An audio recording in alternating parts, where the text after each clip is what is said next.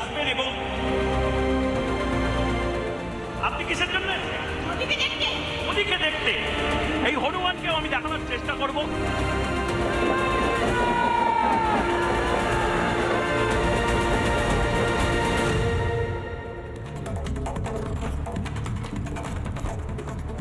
নমস্কার, আমি ময়ূক রঞ্জন ঘোষ চলে এসেছি আপনার 1 নম্বর শো জবাব চায় বাংলা নিয়ে। আজ জবাব চায় বাংলাতে নরেন্দ্র মোদী, আর কয়েক সেকেন্ডের মধ্যে নরেন্দ্র মোদীর সাথে আমি যে পূর্ণাঙ্গ সাক্ষাৎকারটি নিয়েছি সেই সাক্ষাৎকারটি দেখানো হবে।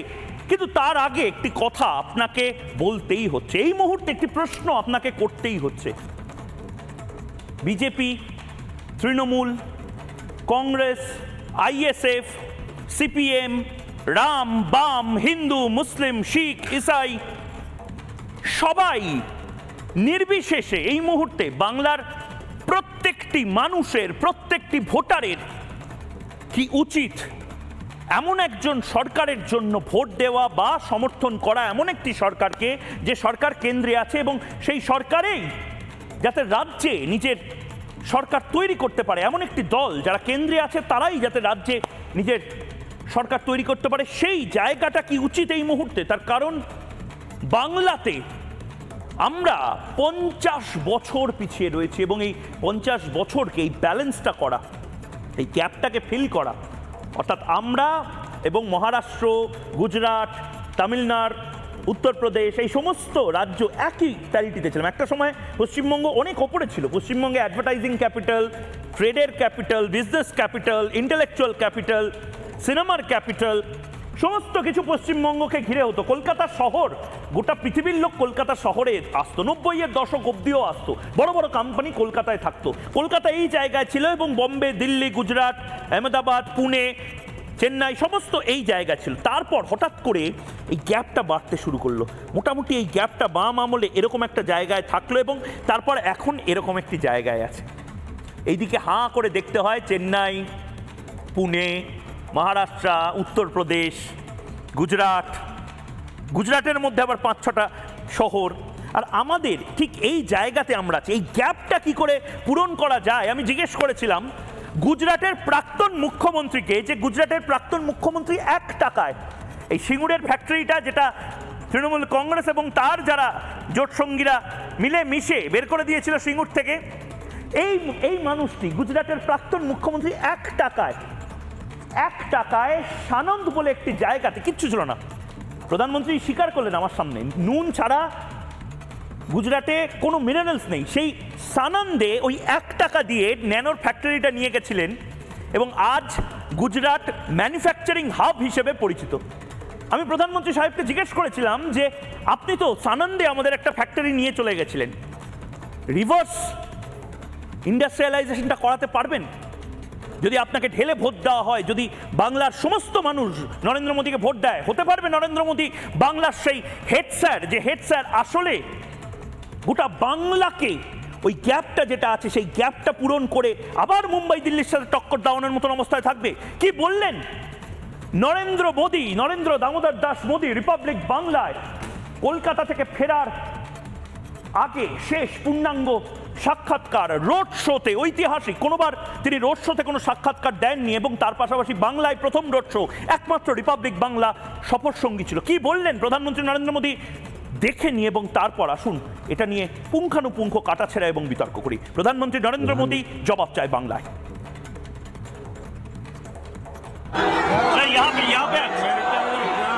कोई दिक्कत नहीं है सर, आप अगर एक स्टेप आ जाए तो थैंक यू।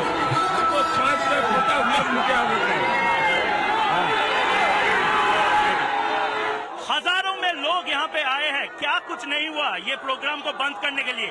लोगों को रोका गया, 144, 144 इशू किया गया, बहुत सारे जगहों पे रोक नहीं पाए। ममता बनर्जी को मोदी से इतना डर क्यों है? उनको मुझसे डर नहीं है, वो स्वयं से डरती है। उनको लगता है कि उन्होंने जो झूठी मायाजाल खड़ी की हुई है वो गुब्बारा फूट चुका है। बंगाल की जनता उनके कुकर्मों को भलीभांति समझ गई है और बंगाल के नागरिकों का बंगाल की भावी पीढ़ी का और बंगाल का वो भारी नुकसान कर रही है, ये अब बंगाल के लोगों के मन में कन्विंस हो चुका है और इसलिए वो बचने के लिए रास्ते खोज रही है। क्या लग रहा है मोदी जी, बहुत ही बेहतरीन इस बार रिजल्ट बंगाल से होगा क्या? बार बार आप बोल रहे हैं। मैंने पूरे देश के चुनाव में भ्रमण किया है। मैंने 2014 का भी चुनाव देखा था, 2019 का भी चुनाव देखा और मैं कह सकता हूं कि चुनाव 14 का हो या 19 का, ये चुनाव उससे बहुत अलग है। ये चुनाव अपार विश्वास का चुनाव है और एक प्रकार से ये चुनाव पूरी तरह देशवासी इस चुनाव को लीड कर रहे हैं। देशवासियों के पुरुषार्थ से चुनाव आगे बढ़ रहा है। हम लोग तो निमित्त है और सामान्य मानवीय का संकल्प बन गया है विकसित भारत का। ये इस कैंपेन की बहुत बड़ी अचीवमेंट है। मोदी जी, 21 दिन हो गए, 3 हफ्ते।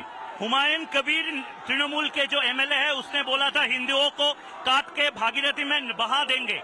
उसके बाद ममता बनर्जी ने तो ना नहीं बोला, उसके ऊपर रामकृष्ण मिशन भारत सेवाश्रम को इंसल्ट किया और इसके बाद बोला रामायण महाभारत सब कुछ खत्म हो जाएंगे, कुरान पुराण। लेकिन मेरा विकास का जो कहानी है वो खत्म नहीं होगा।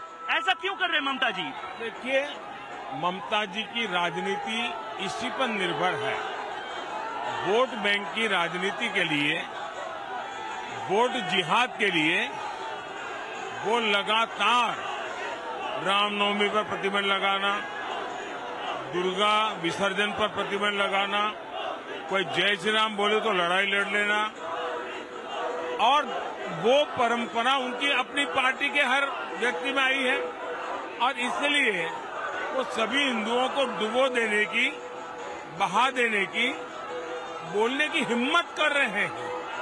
इससे बड़ा देश का कोई दुर्भाग्य नहीं हो सकता है और नेशनल मीडिया जो आए दिन जो खान मार्केट गैंग है वो ऐसे ऐसे विषयों को उछालती है, उनके ध्यान में ये नहीं आता है कि इतना गंभीर मुद्दा है कि देशवासियों को गंगा में बहा देने की बातें हो रही है। ममता जी तो चुप है, उनकी पूरी गैंग चुप है। मोदी जी, बंगाल जहां पे हम खड़े, एक टाइम पे इंडिया का कैपिटल हुआ करता था। हम लोगों का क्या कुछ नहीं था, इंडस्ट्री लेके ट्रेड कल्चर सब कुछ था। अभी हम लोगों का जो ग्लोरी है वो है नहीं। आप ये गारंटी दे सकते हैं क्या, जिस फैक्ट्री को सिंगूर से आप टाटा का फैक्ट्री सानंद में लेके गए थे, अगर यहाँ पे डबल इंजन सरकार हो तो सिंगूर में फैक्ट्री होगा, नंदीग्राम में फैक्ट्री होगा, भांगोड़ में, डायमंड हार्बर में, सब जगह फैक्ट्री होगा और हम मुंबई दिल्ली के साथ टक्कर देंगे विकास में। मेरा गुजरात का अनुभव है। गुजरात एक ऐसा राज्य है कि जहां 10 साल में 7 साल अकाल होता है। गुजरात के पास कोई मिनरल्स नहीं है जो बंगाल के पास है। ज्यादा से ज्यादा हमारे पास नमक है और कुछ नहीं है। उसके बावजूद भी हमने धीरे धीरे मेहनत करके उसको एक इंडस्ट्रियल स्टेट बना दिया। बंगाल का तो पूरा हिस्ट्री इंडस्ट्री का है। बंगाल के पास बहुत बड़े प्राकृतिक संसाधन है, लेकिन यहाँ पहले वाम वालों ने लाल झंडे के जुलूस निकाल करके सारी इंडस्ट्री को ताला लगा दिया। लोग भाग भाग करके कहीं और चले गए। अब बाद में सोचा था कि शायद टीएमसी आएगी तो सुधार करेंगी। अब वो इन्वेस्टमेंट समिट कर रही है, लेकिन किसी भी इन्वेस्टर को जो सुरक्षा चाहिए, जो विश्वास चाहिए कि यहाँ की पॉलिसी में स्टेबिलिटी रहेगी, वो जब तक नहीं आता है कौन इंडस्ट्रियलिस्ट आएगा। और इसलिए बंगाल के विकास के लिए, बंगाल के नौजवानों के भविष्य के लिए इस सरकार को हटाना सबसे बड़ी प्रायोरिटी होनी चाहिए। मोदी जी, अगर आप खुद अगर डबल इंजन सरकार हो, you have been one of the expert in bringing business in Gujarat, Bengal के लिए वो क्या करेंगे आप? डबल इंजन मैंने उनको पहले भी एडवाइस दी है कि आपको ये करना चाहिए और मैं हिंदुस्तान के हर राज्य को क्योंकि हमने G20 अलग अलग राज्यों में क्यों किया, इसीलिए किया कि उन राज्यों का प्रोजेक्शन हो, वे अपने राज्यों को फोकस करें ताकि दुनिया का ध्यान जाए। तो मेरी तरफ से जो भी मदद चाहिए मैं बढ़ चढ़कर मदद देना चाहूंगा। मोदी जी बहुत बहुत धन्यवाद। रिपब्लिक बांग्ला के सभी दर्शकों के तरफ से ये जो चीज है, इससे शायद बहुत कुछ पता चल रहा है। इस बार क्या यहाँ पे भी मोदी मैं मानता हूँ पूरे देश में हमारा बेस्ट परफॉर्मेंस बंगाल के लोकसभा के चुनाव में रहने वाला है। बहुत बहुत धन्यवाद, बहुत बहुत धन्यवाद স্যার। ডবল ইঞ্জিনেই আসবে শিল্প এই মুহূর্তে। আসুন এটা নিয়ে বিতর্কটা করেই ফেলি, কারণ প্রয়োজন আছে। যারা এখানে রয়েছেন তারা সবাই বাংলার মানুষ। কেয়া ঘোষ বিজেপি মুখপাত্র বাংলাতেই থাকেন, সুকন্যা ভট্টাচার্য আইনজীবী, শাসকের কথা বলবেন বাংলাতেই থাকেন, বিনায়ক বন্দ্যোপাধ্যায় বিখ্যাত কবি, বাংলার গর্ব, অরিত্র দত্তমণিক গর্ব, অভিনেতা, দীর্ঘদিন ধরে শিশু শিল্পী হিসেবে কাজ করেছেন, এখন টেকনিশিয়ান হিসেবে কাজ করেন, বাংলাতেই কাজ করেন। এবং আমি ময়ূখ রঞ্জন ঘোষ বাংলারই আপনাদের প্রিয় টেলিভিশন রিপাবলিক বাংলাতে সঞ্চালনা করি। আমি কেন এই কথাগুলো বলছি তার কারণ নরেন্দ্র মোদীকে আপনারা শুনলেন এই সাক্ষাৎকারটি, এবং নরেন্দ্র মোদীকে আমি নির্দিষ্টভাবে বলেছিলাম যে নরেন্দ্র মোদী আপনি সেই ব্যক্তি, প্রাক্তন মুখ্যমন্ত্রী গুজরাটের, যিনি আমাদের রাজ্য থেকে যে টাটার ফ্যাক্টরি, যাকে ঘাট ধাক্কা ধরে বের করে দেওয়া হয়েছিল, সেই ফ্যাক্টরিকে 1 টাকায় একদিনের মধ্যে সানন্দ বলে একটা বঞ্জার জমিন, নরেন্দ্র মোদী নিজে বলেন তার মধ্যে কিচ্ছু হতো না, সেখানে নিয়ে চলে যান। এবং তারপর সেই জায়গা থেকে গোটা গুজরাটে ইন্ডাস্ট্রিয়াল রেভলিউশন আমরা দেখেছি। এবং তার পাশাপাশি আমাদের বাংলাতে বোধহয় এখন এরকম একটা হেডসেট দরকার। আপনি কি বাংলাকে একটু বেশি নম্বর, একটু বেশি হেল্প, ওই স্যারেরা একটু বেশি প্রাইভেট টিউশন, এই জিনিসটা করবেন? প্রধানমন্ত্রী নরেন্দ্র মোদী বললেন যে আমি করব, শুধু নয় আমি করার চেষ্টা করেছি সিঙ্গেল ইঞ্জিন সরকারেও। এবং এই বার্তাটা দিলেন অরিত্র যে সিঙ্গেল ইঞ্জিন সরকার হলে কেন, অনেকে লিখছেন সোশ্যাল মিডিয়াতে যে রিপাবলিক বাংলায় শুনলাম উনি বললেন ডবল ইঞ্জিন হলে শিল্প হবে, বিপুল শিল্প হবে, একদম প্যারিটি মেনটেন করা হবে, সিঙ্গেল ইঞ্জিন হলে হবে না কেন? নরেন্দ্র মোদী তারও উত্তর দিলেন, সেটাও আমি শোনাবো। কিন্তু নরেন্দ্র মোদী বললেন যে মমতা বন্দ্যোপাধ্যায়কে আমি অ্যাডভাইসের পর অ্যাডভাইস দিয়েছেন, উনি শোনেন না। এবং আজও তিনি বলেছেন বিভিন্ন কথা, কিন্তু কোথাও গিয়ে কি মনে হচ্ছে বাংলায় মানে জাত পাত, ধর্ম, বর্ণ, পার্টিজান পলিটিক্স সব থাকবে, কিন্তু ভাই বাংলা, বাঙালি, বাংলার মানুষ সবাই কাঁধে কাঁধ মিলিয়ে যদি একসাথে ওই গ্যাপটা, যেটা বারবার বলছি যে গ্যাপটা ভয়ঙ্কর হয়ে গেছে, মুম্বাই দিল্লির সাথে আমাদের যে গ্যাপটা, এই গ্যাপটা পূরণ করার জন্য লড়াইটা করা যায় না। এবং এমন একটা সরকার, যে সরকারটা কেন্দ্রে আছে, সেই সরকারটাই যদি রাজ্যে আসে, ক্ষতি কি? দেখুন, প্রথম কথা, কেন্দ্রে যে সরকার আছে, রাজ্যে সে সরকার আসতেই পারে, আবার নাও আসতে পারে। এখন ঘটনাটা হচ্ছে যে আমার পার্সোনাল ওপিনিয়ন যে রাজ্যে, যে কোনো রাজ্যে, যেহেতু আমরা একটা ফেডারেটেড গভর্নেন্স স্ট্রাকচারে রয়েছি, তো সেখানে রাজ্যে এরকম সরকারই আসা উচিত যারা রাজ্যটাকে ভালোভাবে জানবেন, বুঝবেন, সেখান থেকে সম্পৃক্ত হবেন এবং রিজিওনাল অ্যাসপিরেশনগুলো লার্জার স্কেল অফ পলিটিক্সে রিফ্লেক্ট করুন।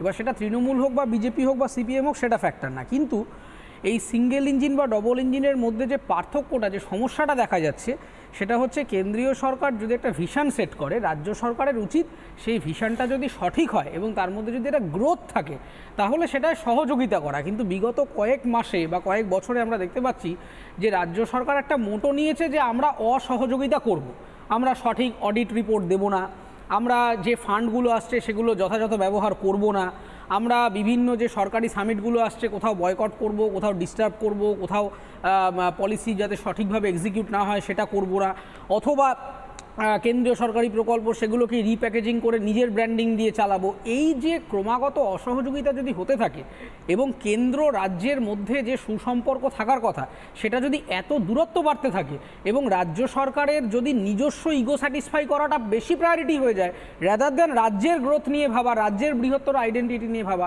তাহলে যে কলকাতা, যেটা মাননীয় প্রধানমন্ত্রী কালকে খুব গুরুত্বপূর্ণ কথা বলেছেন যে গুজরাটে তো কিছুই ছিল না, ওই খোলা জায়গা, ওই নুন টুন ছাড়া তো আর এসাজ কিছু নেই। একবার অরিত্র দেখে নি, তুমি যখন বলছো একবার ওই অংশটা দেখে নি, এবং বাংলার মানুষেরও দেখা উচিত। কারণ আমি বারবার বলছি, আমি এইটুকু অংশ প্রধানমন্ত্রী নরেন্দ্র মোদীর সাক্ষাৎকার হিসাবে নিয়েছিলাম প্রাক্তন গুজরাটের মুখ্যমন্ত্রীর সাক্ষাৎকার হিসাবে, এবং ওনাকে আমি বারবার ইনসিস্ট করেছি বাংলায় ধরে নিন, আপনাকে ঢেলে ভোট দিল বাংলা, আপনি বলছেন বিপুল ভোট দেবে এবার বিজেপিকে বাংলা, তারপরে কি হবে? তারপরে কি আপনারা বাংলাকে এক্সট্রা কেয়ার, এক্সট্রা অনেক অসুস্থ বাচ্চাকে নিকুতে পাঠাতে হয়, অনেক অসুস্থ বাচ্চাকে প্রথমে একটু কেয়ার কমফর্ট দিতে হয়, ঠিক সেভাবে এই পেশেন্ট বা এই যে ধুঁকতে থাকা বাংলা, তাকে কি একটু এক্সট্রা কেয়ার, এক্সট্রা কমফোর্ট, প্রয়োজনে ভেন্টিলেশন তার থেকে বের করে আনার এই দায়িত্বটা কি নরেন্দ্র মোদী নেবে? নরেন্দ্র মোদী বলছেন আমি নেব, শুধু না আমি পার্সোনালি এটাকে দেখব। প্রধানমন্ত্রী হিসেবে যদি রাজ্যে বিজেপির সরকার আসে, তার চিফ মিনিস্টার এক্ষেত্রে দাঁড়িয়ে ইন্ডাস্ট্রির ক্ষেত্রে মোদীর এর থেকে বড় ব্যাপার হতে পারে না। আমি একবার সেই অংশটা দেখার চেষ্টা করব। मोदी जी, बंगाल जहां पे हम खड़े एक टाइम पे इंडिया का कैपिटल हुआ करता था, हम लोगों का क्या कुछ नहीं था, इंडस्ट्री लेके ट्रेड कल्चर सब कुछ था। अभी हम लोगों का जो ग्लोरी है वो है नहीं। आप ये गारंटी दे सकते हैं क्या, जिस फैक्ट्री को सिंगूर से आप टाटा का फैक्ट्री सानंद में लेके गए थे, अगर यहाँ पे डबल इंजन सरकार हो तो सिंगूर में फैक्ट्री होगा, नंदीग्राम में फैक्ट्री होगा, भांगोड़ में, डायमंड हार्बर में, सब जगह फैक्ट्री होगा, और हम मुंबई दिल्ली के साथ टक्कर देंगे विकास में। मेरा गुजरात का अनुभव है। गुजरात एक ऐसा राज्य है कि जहां 10 साल में 7 साल अकाल होता है। गुजरात के पास कोई मिनरल्स नहीं है जो बंगाल के पास है। ज्यादा से ज्यादा हमारे पास नमक है और कुछ नहीं है। उसके बावजूद भी हमने धीरे धीरे मेहनत करके उसको एक इंडस्ट्रियल स्टेट बना दिया। बंगाल का तो पूरा हिस्ट्री इंडस्ट्री का है।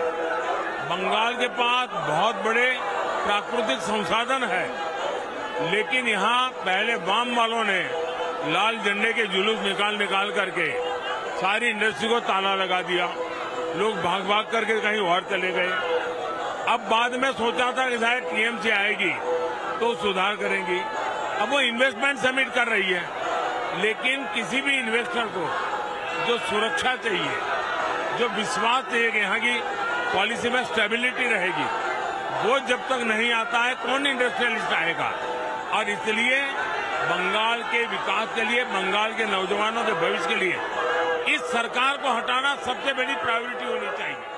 অরিত্র, আমি কথা বলতে বলতে তোমাকে ইন্টারাপ্ট করলাম। খুব মন দিয়ে যদি তুমি শোনো, প্রধানমন্ত্রী নরেন্দ্র মোদী একটা কথা বললেন যে পশ্চিমবঙ্গ সরকার বা আপনারা ইন্ডাস্ট্রিয়াল বা ইনভেস্টমেন্ট সামিট করছেন, কিন্তু কোন ইনভেস্টর ভাই এখানে আসবে যাদেরকে সুরক্ষা দিতে পারছেন না আপনি, যাদেরকে বিশ্বাসটা দিতে পারছেন না যে এখানে স্টেবিলিটি আছে, এখানে প্রো ইন্ডাস্ট্রি একটা সরকার রয়েছে। এটা কে বলছেন?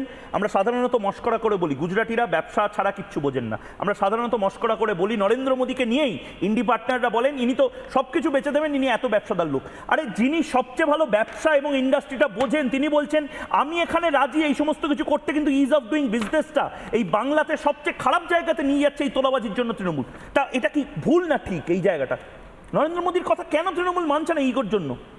দেখুন, এটা নরেন্দ্র মোদী আজকে প্রধানমন্ত্রী হিসাবে বলছেন বলে আমরা গুরুত্ব দিয়ে দেখছি, কিন্তু বিগত কয়েকদিন ধরে ডেটা স্ট্যাটিস্টিক্স দেখলেই দেখা যাবে যে বাংলায় অনেক সামিট টামিট হচ্ছে, অনেক আলোচনা হচ্ছে, কিন্তু বিনিয়োগ আসছে না। এবং শুধু বড় বিনিয়োগ না, যে ছোট ব্যবসা বা ছোট বিনিয়োগ বা স্টার্ট আপ কালচার বাংলায় কিচ্ছু নেই। তার কারণ হচ্ছে আপনি একটা স্টার্ট আপ বা একজন এন্টারপ্রেনার যদি এটা তুমি কি করে বলছো? দেবাংশু বেশিরভাগ দিনই, আমি দেবাংশুকে টেলিফোন লাইনে পাওয়ার চেষ্টা করব, বেশিরভাগ দিনই ও বলে কত কিছু হচ্ছে, ইনফ্যাক্ট বড় বড় কোম্পানি আসছে, স্টার্ট আপ আসছে। এটা তুমি মিথ্যাচার করো। দেবাংশু নিজে করলেন না কেন? তিনি নিজে করলেন না কেন? ও তো রাজনীতিবিদ, ও কেন করবে? না, নিজে কিন্তু ও এন্ডোর্স করছে, ও বলছে বাংলা রাজনীতি করলে দেবাংশু কি করেন? চাকরি করেন, ব্যবসা করেন, কি করেন? রাজনীতি কি পেশা? রাজনীতি প্রফেশন? রাজনীতি বিজনেস? যদি রাজনীতি ভালো লাগে সে রাজনীতি করতেই পারে। আচ্ছা, করতেই পারেন। ব্যবসা অন্য কিছু করেন না কেন? তার মানে আপনি ধরে নিচ্ছেন যে রাজনীতিটা প্রফেশন, তার মানে রাজনীতিটা পেশা বানিয়ে ফেলেছেন আপনারা। রাজনীতিটা পেশা নয়, রোজগার কি? আচ্ছা, এবার আমি সুকন্যা দি, ঠিক কথা। দেবাংশু ইন্ডাস্ট্রিয়ালিস্ট হতে চাইনি, কিন্তু রচনাদি কি হতে চেয়েছিলেন? এই যে এত ধোঁয়া দেখে উনি যে বলছিলেন এত শিল্প, আপনি বুঝতে পারছেন কোন জায়গা থেকে মানে আমি ইন্টারভিউটা যেটা আপনি নিজেও শুনেছেন দিদি, আমি ইন্টারভিউতে বারবার একটা কথা বলছিলাম, প্রধানমন্ত্রীও বারবার এই কথাটা বলছিলেন যে আপনারা কোথায় ছিলেন, ঠিক এই জায়গাতে আপনারা ছিলেন। এটা পশ্চিমবঙ্গ এবং গুজরাট বা উত্তরপ্রদেশ বা তামিলনাড়ু ঠিক এই জায়গাতে ছিল। আরে দিদি, এখন এই গ্যাপটাকে কি করে মেটাবেন? যদি এখানে খুশি যিনি 10 বছর বাদে বাংলার কথা ভেবেছেন লোকসভা ভোটের আগে। না, প্রধানমন্ত্রী তো বারবার বলছেন দিদি সিঙ্গেল ইঞ্জিন সরকারে বহু কিছু করা যেত, কিন্তু সিঙ্গেল ইঞ্জিন সরকারে আপনারা করতে দেননি। কি বলেছেন জানেন? প্রধানমন্ত্রী আজকে বাংলা বলেছেন, অনেকটা পার্ট বাংলা বলেছেন। অনেকটা বলবেন তো। হ্যাঁ ভালো, আপনি বাংলা বোঝেন তো, আপনি বাংলাতে শুনে নিন। প্রধানমন্ত্রী আসলে তার নির্যাসটা, কথা বলার নির্যাসটা হবে না, চলবে না, এই যে আমরা হ্যাবিট বানিয়ে ফেলেছি, চলছে না, চলবে না, করতে দেব না, করতে দিচ্ছি না। কবে কবে কবে কবে বিজেপি সরকার এসে বলবে করতে দেব, চলবে, এই জায়গার জন্য বোধহয় এবার আমাকে হাপিত্তেশ করে বসে থাকতে হবে। আপনি শুনে নিন, প্রধানমন্ত্রী নরেন্দ্র মোদী এই চলছে না কনসেপ্ট নিয়ে আপনাদের এই হ্যাবিটটাকে প্রথমে চেষ্টা করুন তৃণমূল কংগ্রেসের নেতাদের এই হ্যাবিটটাকে বন্ধ করতে, যেটা নিয়ে প্রধানমন্ত্রী শুধু বিরক্ত নয়, বাঙালিও বিরক্ত। একবার শুনে নিন, সারা দেশ বিরক্ত। হ্যাঁ আপনি শুনে নিন, তারপরে বিরক্তি প্রকাশ করব। साथियों, टीएमसी और इंडी जमात वाले बंगाल को विपरीत दिशा में लेकर जा रहे हैं। बीजेपी पर बंगाल के लोगों का प्यार टीएमसी को बर्दाश्त नहीं हो रहा है, इसलिए टीएमसी पूरी तरह बौखलाई हुई है।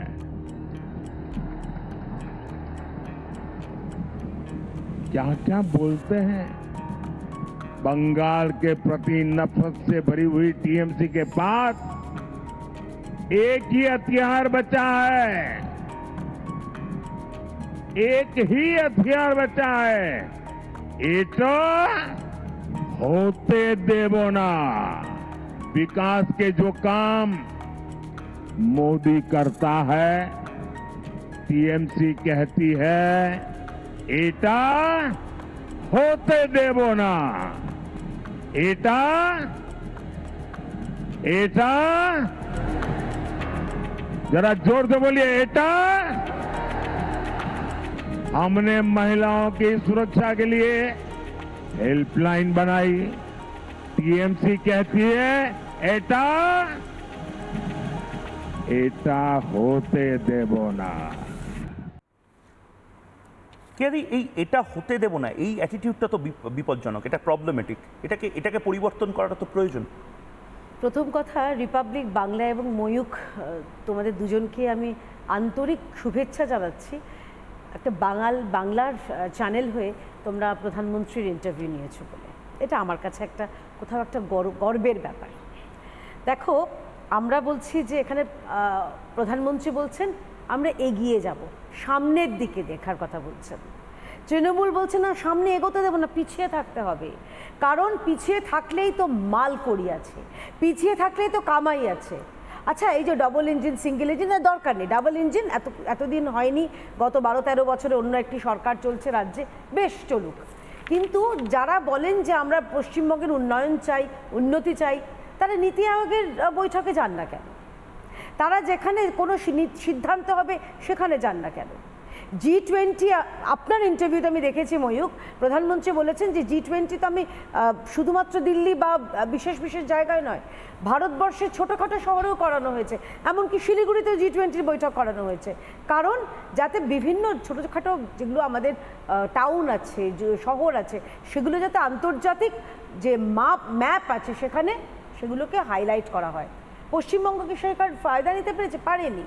আমাদের এখানে শিল্প বলতে দুটো, লটারি আর পাউচ, এছাড়া কোনো শিল্প নেই। দেবাংশু, আপনি কি স্টার্টআপের কথা বলছেন? দিদি আমি বলিনি আপনি প্রত্যেকবারে পাঁচফোড়ন করবেন না প্লিজ, আপনার এখনো চান্স পান না, চারজন আছেন, পাঁচফোড়ন করবেন না বলছেন। আমি প্রত্যেককে সুযোগ দেব, সুকন্যা দি, একটু ভদ্রতা। আমাদের এখানে শিল্প দুটো, লটারি আর পাউচ, এছাড়া কোনো শিল্প নেই। ও হ্যাঁ ময়ূখ, ছোটোখাটো আরও অনুসারী শিল্প আছে, কচুরি, যেগুলো এই পাউচের সঙ্গে সম্ভবত লাগে, চানাচুর, কচুরি, মোমো, ঘুগনি, ঝালমুড়ি, এগুলো আছে। এছাড়া আপনি কোনো শিল্প দেখতে পারবেন না। আর এগুলো খাওয়ার পরে, এগুলো পরিসেবন করার পরে শোয়ার জন্য আপনার কাশফুলের বালিশ, এই শিল্পগুলোর ব্যবস্থা করে দেওয়া হয়েছে এই রাজ্যে। আমাদের রাজ্যে যদি মমতা বন্দ্যোপাধ্যায় তথা তৃণমূল কংগ্রেসের সদিচ্ছা থাকতো যে এই রাজ্যে শিল্প আনার কথায়, তাহলে শিল্প আসতো না। প্রতি বছর আমরা দেখছি ঘটা করে BGBS হচ্ছে, শিল্প সম্মেলন হচ্ছে, শিল্প কই? শিল্প বলছে তোমার দেখা নাই রে, তোমার দেখা নাই। যতই উনি বলেন অমুক দাদা তমুক দাদা তোমরা এসো গো, আমাদের বাংলার বরিশার ছেলেটাকে তিনি চলে গেলেন স্পেনে শিল্প আনবেন বলে, কিন্তু সেখানেও এখন শালবনীও কাঁদছে, শালবনীও বলছে দাদা তোমার দেখা নাই, তোমার দেখা নাই। তার কারণটা হচ্ছে মমতা বন্দ্যোপাধ্যায়ের সদিচ্ছার অভাব। এখানে হচ্ছে দুর্নীতি যেরকম একটা শিল্প, বোমা বাড়ানো একটা শিল্প, এবং তার সঙ্গে কাটমানি, কয়লা, সিন্ডিকেট, বালি, গরু, হ্যান ত্যান প্যান, এগুলো হচ্ছে শিল্প। বিনায়কদা, একই প্রশ্ন, মানে CPM, BJP, Trinamool, Congress, ISF, Hindu, Muslim, Sikh, ইসাই, রাম, বাম, কবি, করণিক, সমস্ত কিছু নির্বিশেষে বাংলার এখন কি প্রয়োজন এমন একটি দলকে নির্বাচিত করা যারা কেন্দ্রেতেও আছে এবং রাজ্যতেও তারা আছে? হিন্ট পাচ্ছেন যে আমরা আরও 10 বছর 15 বছর হয়তো পিছিয়ে পড়বো? আবারও বলছি, ওই গ্যাপটা ফিল না করলে বিপজ্জনক। আমি খুব সংক্ষেপে কয়েকটা কথা বলবো, তার মধ্যে মানে আমি অন্যদেরটাও চুপ করে শুনি। আমার যে কথাটা বলছি বলাই বাহুল্য, সেটা কোনো পলিটিক্যাল পার্টির কথা না। আমাদের সবচেয়ে যেটা সমস্যা হয়েছে, আমি ওই দিদিও যে কথাটা বলছিলেন, আমার মনে হলো এই পারসেপশনের সমস্যাটা। আমি একটা ছোট ব্যক্তিগত অভিজ্ঞতার কথা বলছি। 2 বছর আগের ঘটনা, একটা দিল্লি থেকে একটা বড় রাষ্ট্রীয় পুরস্কার সব ভাষার কবি সাহিত্যিকরা পাচ্ছেন। তো আমি সেখানে ছিলাম। গুজরাটি ভাষা থেকে একজন পেলেন, এমন একজন, তিনি বিগত 20 বছর নরেন্দ্র মোদী যখন মুখ্যমন্ত্রী ছিলেন, নরেন্দ্র মোদীর বিরুদ্ধে লেখালেখি করে আসছেন, তার মতের বিরুদ্ধে, তার পথের বিরুদ্ধে। যখন তিনি পুরস্কারটা পাচ্ছেন, আমি দেখলাম হলে গুজরাটি মানুষের 6 লাখ। তো আমি একজনকে এমনি জিজ্ঞেস করলাম যে তাদের মধ্যে অনেকেই বলাই বাহুল্য খুব মানে loud supporter of Narendra Modi, যে আপনারা, উনি তো লেখেন বিরুদ্ধে। বললো তাতে কি, একজন গুজরাটি তো পাচ্ছেন, আমরা তো এখানে থাকতেই হবে। আমরা কোথাও এই ক্যাথলিসিটি অফ মাইন্ডটা হারিয়ে ফেলেছি। আমরা একটা মানুষকে দেখলেই ভাবছি যে ও বোধহয় ওদিকের, আমি এদিকের। ও কেন?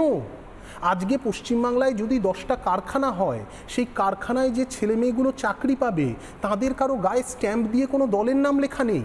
এবং এখানে একটা খুব গুরুত্বপূর্ণ কথা আমার মনে হয়, যেটা প্রধানমন্ত্রী বলেছেন, এবং তার আগে এই যে আমি ময়ূককেও যেটা বলতে চাই, যে কালকে ওর ইন্টারভিউটা এত লাইভলি হয়েছে, আমার এত ভালো লেগেছে দেখে, কিন্তু সেটার জন্য তো একটা প্ল্যাটফর্ম দরকার ছিল। রিপাবলিক বাংলা না হলে ও গিয়ে ইন্টারভিউটা নিতে পারতো না। আজকে আমি এরকম অনেকের সঙ্গে পরিচয় হয়েছে যারা বলেন যে বাইপাসের ধারের হাসপাতালে গেছিলাম, আমার ছেলের একটা বা মেয়ের একটা বা মায়ের একটা অপারেশনের জন্য 4 লাখ টাকা লাগবে বললো, দক্ষিণের একটি কোনো প্রাইভেট হাসপাতালেই গেলাম, সেখানে পুরো ব্যাপারটা 80,000 টাকার মধ্যে হয়ে গেল। তার মানে কোনো একটা শিল্প কিন্তু হয় কেবলমাত্র ইনভেস্টরের জন্য নয়, যারা পরিষেবা পাচ্ছেন তাদের জন্য হয়। তাহলে আজকে যদি বাংলায় কতগুলো শিল্প হয়, এই কথাটা তো আমাদের বাঙালি হিসেবে, তিনি সিপিএমের সাপোর্টার হতে পারেন, তৃণমূলের সাপোর্টার হতে পারেন, বিজেপির সাপোর্টার হতে পারেন, যার খুশি তার হতে পারেন। আমি বম্বেতে আমার একটা খুব আশ্চর্য অভিজ্ঞতা হয়েছিল। একটা বিরাট বড় জায়গা, মানে পুরো বোধহয় এই মানে রিপাবলিকের এখান থেকে শুরু থেকে শেষ অবধি, এখানে ডোমজুরের সিঙ্গারা পাওয়া যায়, এখানে ডোমজুরের মিষ্টি পাওয়া যায়। এখানে কেন হঠাৎ ডোমজুর কেন বললো? এই এলাকাটায় যারা কাজ করেন সোনার উপর শিল্প, তাদের 1000 জনের মধ্যে 800 জন ডোমজুরের। আমার প্রথম যেটা মনে হয়েছিল, এবং আমার বিশ্বাস এটা কেয়ারও মনে হবে, অরিত্ররও মনে হবে, সুকন্যাদিরও মনে হবে, সবারই মনে হবে ওখানে দাঁড়ালে, যে ডোমজুরে কেন তাহলে একটা গোল্ড হাব বা একটা ডায়মন্ড হাব হতে পারে না? কেন হচ্ছে না? তোমার জন্য তুই থলি না মুই থলি, তোর জন্য হচ্ছে না আর আমার জন্য হচ্ছে না, এটা বাদ দিয়ে যদি ফর হেভেন সেক আমরা যেখানে আজকে দাঁড়িয়ে আছি, আমরা শুধু প্রত্যেক বছর ফেসবুকে এটা শুনি যে ব্যাঙ্গালোরে দুর্গাপুজো ছিল 85-800টা, আজকে সেটা হয়েছে 900টা, দিল্লিতে ছিল 1800, সেটা হয়েছে 2100টা। আমরা কিছুতেই আমরা বুঝতে চাই না, আমরা এটা চোখে দেখতে পাই যে আজকে যোধপুর পার্ক থেকে, সল্টলেক থেকে বিভিন্ন মানে কলকাতার বিভিন্ন মহল্লা ওল্ড এজ হোম হয়ে গেছে। বাড়ির একটা ছেলে বা মেয়ে এখানে নেই, তারা চাকরি করতে বাইরে যাচ্ছে।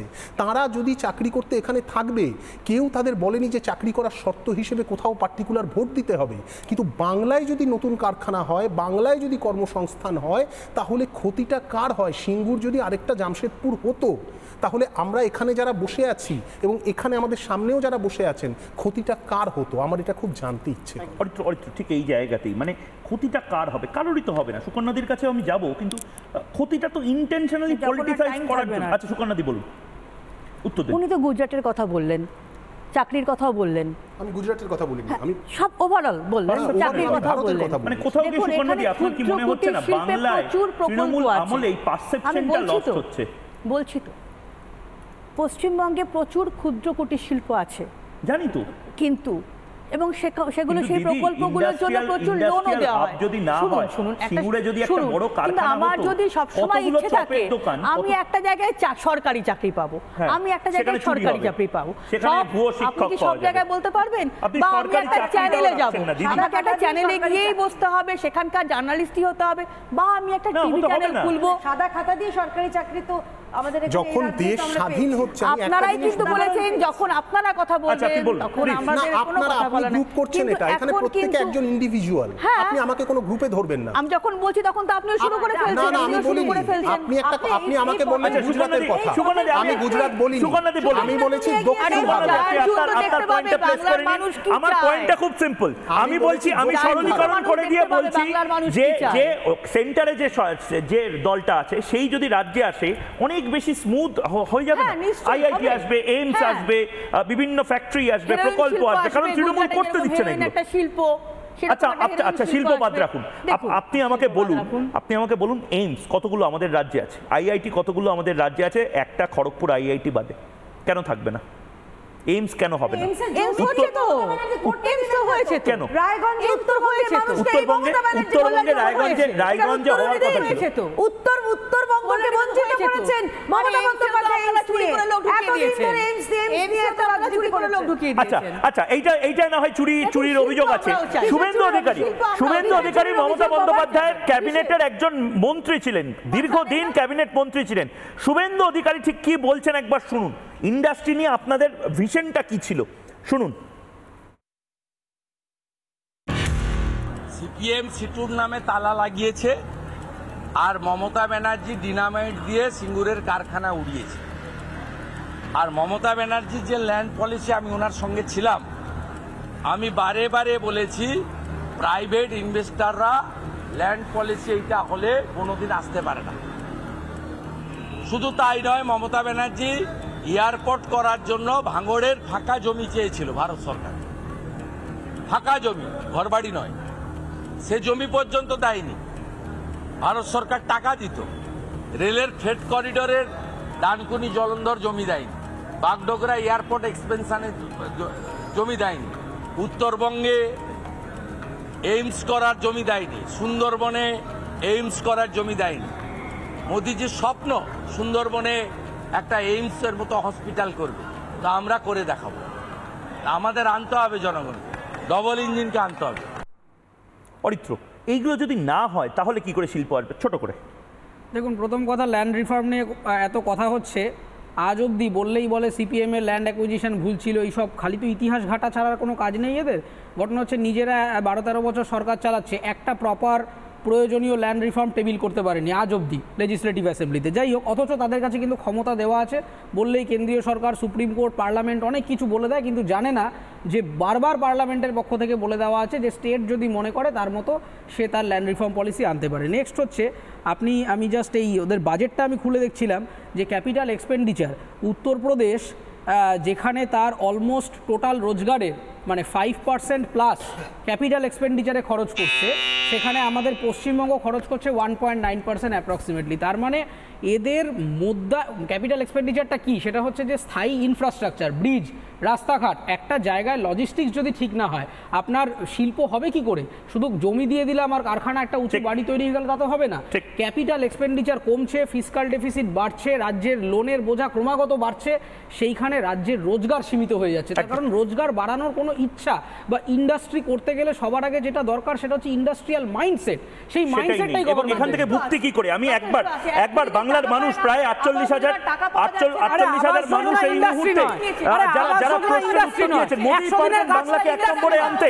আমি দেখিনি মোদি পারবেন বাংলাকে 1 নম্বরে আনতে। ইউটিউব, ফেসবুক এবং এক্স হ্যান্ডেলে কি বলছেন এই মুহূর্তে জবাব চায় বাংলাতে। এই মুহূর্তে ফেসবুকে 85% মানুষ এই মুহূর্তে বলছেন মোদি একমাত্র হেড স্যার হিসেবে পারবেন বাংলাকে ওই ঘুরিয়ে দাঁড়াতে সাহায্য করতে। ইউটিউবে এই মুহূর্তে কত শতাংশ মানুষ বলছেন একবার দেখে নিন। ইউটিউবে এই মুহূর্তে 89% মানুষ বলছেন মোদি পারবেন। কেউ যদি পারে মোদি পারবেন, নয়তো বাংলা ইন্ডাস্ট্রিয়ালাইজেশনের ক্ষেত্রে ঠিক এভাবেই পিছিয়ে থাকবে, আমাদের ছেলেমেয়েগুলো বাইরে চলে যাবে। এক্স স্যান্ডেলে কতজন মানুষ এই মুহূর্তে মনে করছেন নরেন্দ্র মোদি হেড স্যার হিসেবে বাংলাকে অন্তত ওই মুম্বাই দিল্লির কাছাকাছি নিয়ে যেতে পারবেন? 79%, 79% মানুষ বলছেন হ্যাঁ পারবেন, 21% মানুষ বলছেন না পারবেন না। বাংলা নির্বিশেষে দল মত জাত পাত নির্বিশেষে চায় মুম্বাই দিল্লিকে কাটো কাটাক্কর দিতে, বিজেপি আসুক বা তৃণমূল আসুক, বাংলা যেন যেতে, এই মনস্কামনা নিয়ে এই বিতর্ক শেষ করলাম। ছোট্ট বিরতির পর ফিরে আসছে আমি ময়ূখ সঙ্গে। 4 জুন ভোটের রেজাল্ট দেখেন, প্রশাসন কার বাহাদুরি কার কেল্লা ফাতে, পুরো দৃশ্য নাটিকা রিপাবলিকে। ভোর 6টা থেকে রাত 12টা, মানুষের মহানির্ণয়, রিপাবলিক বাংলা, মানুষের কণ্ঠস্বর।